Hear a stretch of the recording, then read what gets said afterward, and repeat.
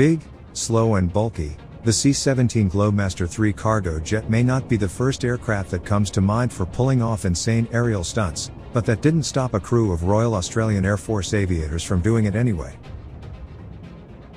In a video posted to the unofficial US Air Force subreddit on Thursday, you can watch as an RAF C-17 zooms between skyscrapers in Brisbane, Australia, while some enthusiastic onlookers drop some very colorful commentary behind the camera.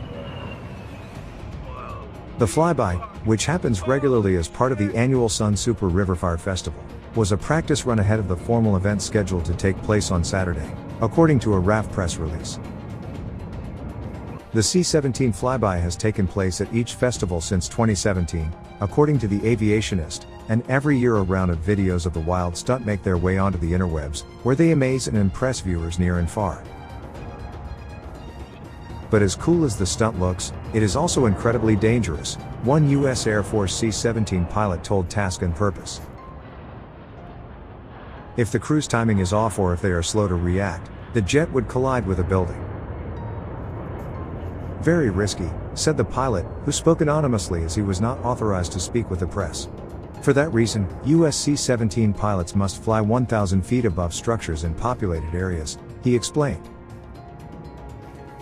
There is a special approval process for doing flyovers for sporting events, but even then, they cannot fly below the tops of buildings. Those Brisbane videos are insane, the pilot said. We could never do something like that in the USAF. If we did, we would lose our wings immediately, never fly again. American C-17 pilots do practice low-level flights in canyons at 300 feet above ground level, but canyons are not filled with people the way skyscrapers are. Still, the pilot could not help but acknowledge that the Australian stunt, as insane as it is also a little badass too. The C-17 is not the only aircraft to have flown over riverfire.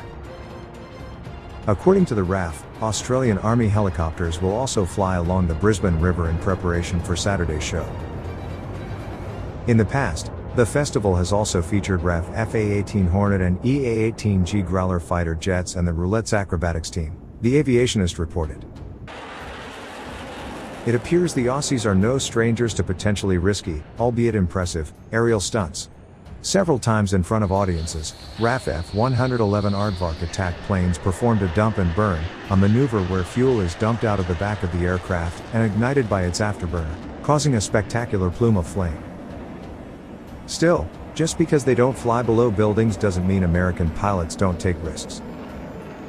For example, in August, one US C-17 crew flying refugees out of Afghanistan had to take off on a runway full of people trying to get on board, with an unknown number of refugees, which turned out to be a record-breaking 823, crammed in the back and surrounded by a mountain range. Affectionately known as the Moose, the C-17 and its crews continued to evacuate people out of Afghanistan until the end of America's involvement there on August 31st, despite the risk of enemy fire and the growing wear and tear on the aircraft.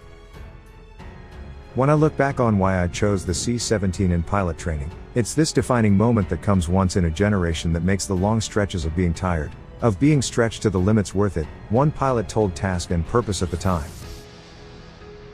In a way, the Australian stunt is a nice coda to a summer of the C-17 being in the spotlight.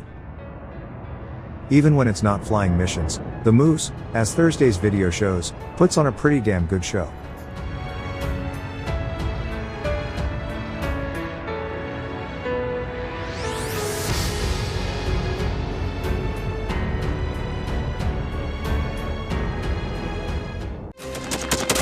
Thanks for watching, and don't forget to subscribe. Also, if you want to support Warthog Defense, please become our member and get early access to new videos, exclusive members-only videos, and become administrator in comment section. The membership link is in the description. Every day. We had a guy last week, it's 6 rescues in 6 days. You know, he's doing the job every day.